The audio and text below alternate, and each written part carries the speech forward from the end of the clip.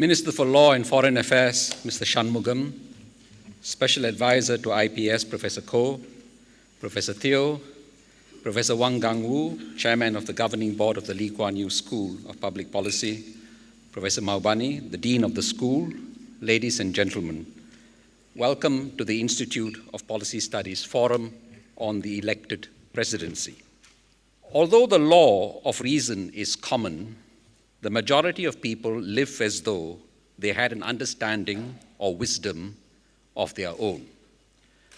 So said Heraclitus more than 2,500 years ago.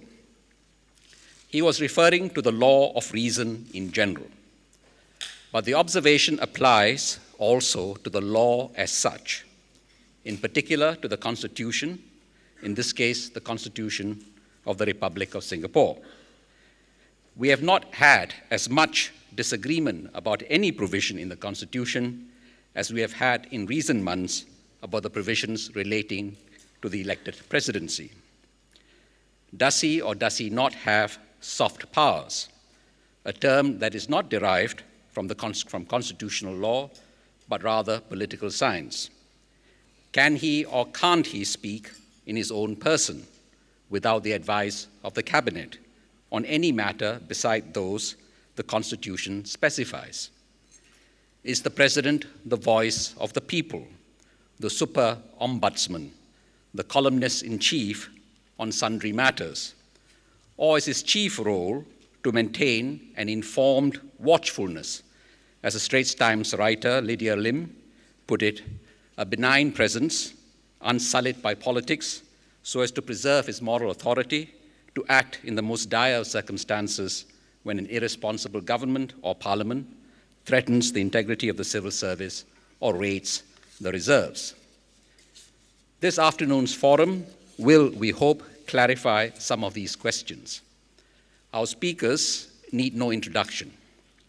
Professor Tommy Koh was already a legend when I was a schoolboy, more than 40 years ago. Singapore's permanent representative for the United Nations at the age of 29, president of the Law of the Sea Conference, one of the team that argued Singapore's case on Pedra Branca before the International Court of Justice. His contributions to Singapore are profound and legion. Professor Teo Lee An, by common consent, the leading authority on the Singapore Constitution, has a remarkable academic record, with degrees from Oxford, Harvard, and Cambridge, and she was a nominated member of Parliament. And finally, Mr. K. Shanmugam, an MP since the age of 29, who was one of Singapore's leading litigators before joining the cabinet 3 years ago. Singapore has had only 3 law ministers since 1965, fewer than we have had ministers of finance, defense, home, or foreign affairs, with only Professor S. Jayakumar and Mr. Shanmugam over the past quarter century pausing in the seat that was first E.W. Barker's. That speaks for itself. It is not possible in our system for each of us, not least the candidates for this high office, to function as though we had an understanding or wisdom of our own when we come to the Constitution. If there are differences of interpretation, those differences will have to be resolved by the courts. Short of that, we can't do better than this panel today. So without further ado, let me invite our first speaker, Professor Tommy Koh. Thank you.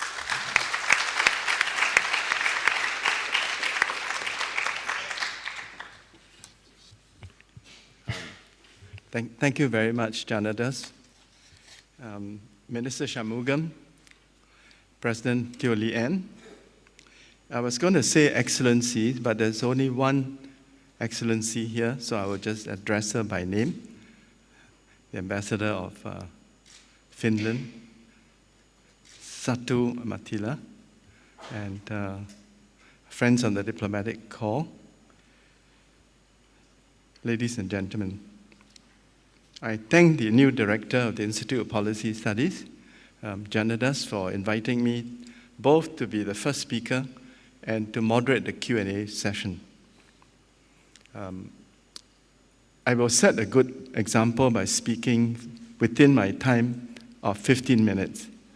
After the three of us have spoken, then we will have a question and answer session.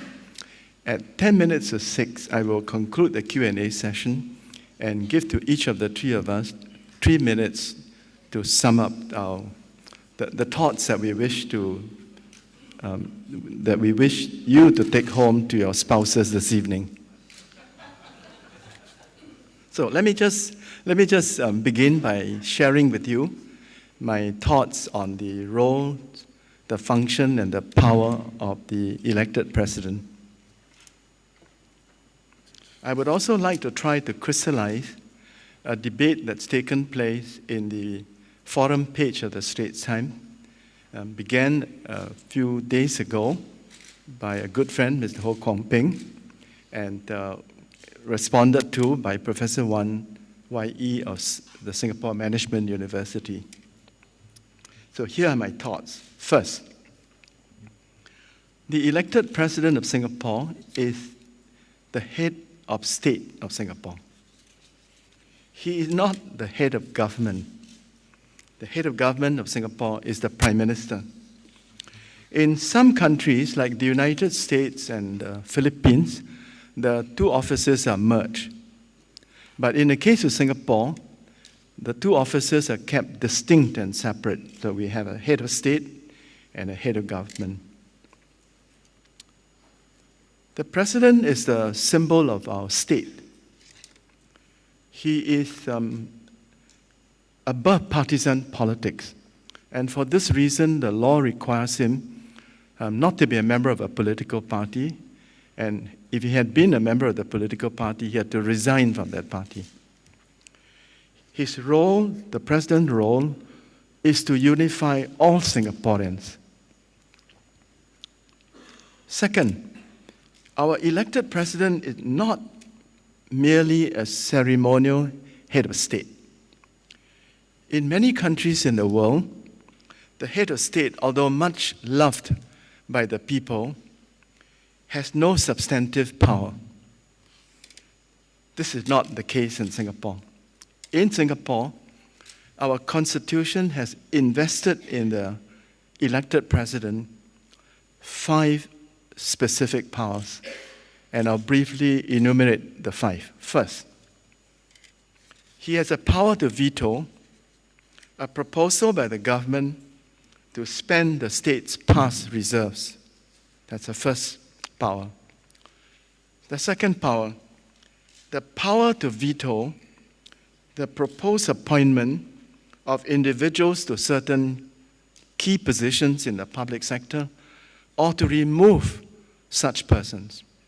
So to give you an example, if the cabinet were to submit to the elected president a person who, in a view of the president, is not qualified to be the next Chief Justice of Singapore, we would want the elected president to veto that proposal.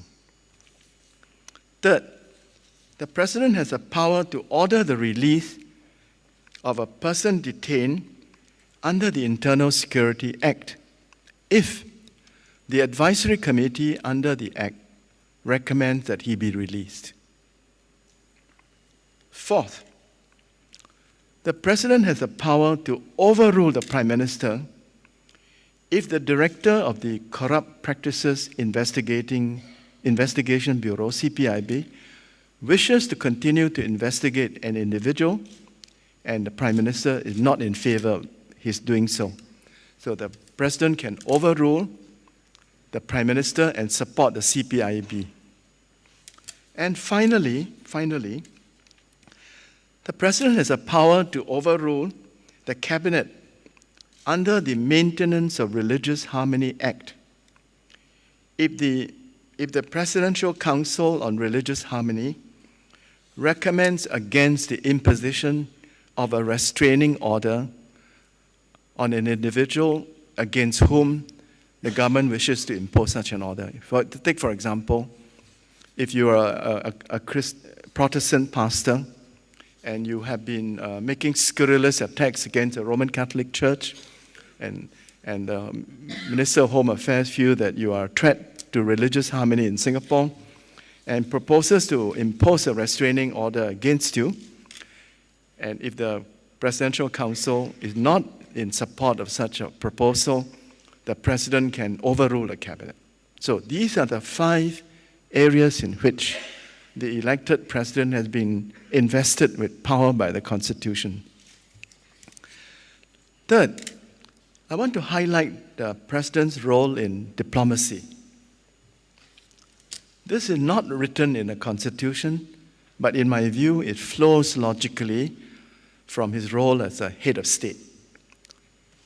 You see, all ambassadors accredited to Singapore present their letters of credence to our President. All of Singapore's ambassadors to foreign countries obtain their letters of credence from the President. And when a foreign political leader visits Singapore, and if the leader is of a certain level, he would normally request a call on the President. For these reasons, it is not wrong to say, as I have said, that our current President, President Nathan, is Singapore's #1 diplomat. He complements the Prime Minister and the Foreign Minister in promoting Singapore's external relations. The President must, however, act in accordance with the advice of the Cabinet. He has no power to pursue an independent foreign policy. But acting in accordance with the advice of the Cabinet, the President, our current President, has been tireless in promoting Singapore's external interests. In his 12 years in office, he has traveled 150,000 miles, visited 28 countries in order to show our flag and to win friends and business for Singapore. I also believe that it is not against the Constitution for the President to exercise his soft power to support good causes in Singapore. President Nathan has initiated the President's Challenge and has raised over $100 million to support charity. He has also lent his support to many causes, for example, through his patronage and in his gracing the fundraising and volunteer appreciation functions. The President has also used the prestige of his office to honor those who have distinguished themselves in such areas as the arts, the environment, etc. Finally, President Nathan has also started an annual occasion on which the country would recognize valuable Singaporeans who contribute to our society in vocations that do not pay as well as banking or the administrative service. And I mean, for example, teachers, nurses, social workers. I think these are wonderful initiatives that the President has undertaken. Let me now refer briefly to the dispute between Ho Kwon Ping and Wan Wai-ee over the President's role as the voice of the people. Those who support Kwon Ping's view could rightly point out that our President should not be compared to the Queen of England, who has inherited a throne, or the President of India, who's elected by the Parliament. Our President is the only office holder in Singapore who is elected by the whole electorate.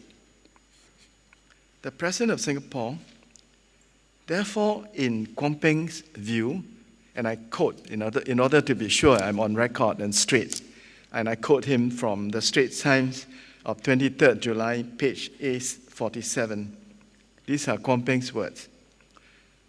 The elected President possesses the popular mandate to speak out on issues so long as they are not politically partisan views, unquote. Those who don't agree with Kwon Ping and support the view of Professor Wan Wai-ee would argue that the President's mandate from the people who have elected him is to give him the moral authority to exercise the 5 specific powers I enumerated earlier. They would argue that it is unwise for the president to speak out on other issues because he has no constitutional authority to do so, and speaking out may bring him into collision with the government. President Nathan has said to me that where he has views on policy and other issues, he has not hesitated to share them to the government, but in private. As you know, the practice is that he has a weekly meeting with the Prime Minister, and he also meets with other ministers. So speaking out publicly would have created, in President Nathan's view, another center of political power, which was not the intention of our Constitution. So perhaps President Nathan's way is the middle path between Kwok Peng's view and 1YE's view. I conclude with these remarks and look forward to a rigorous and reasoned discourse later on. Thank you.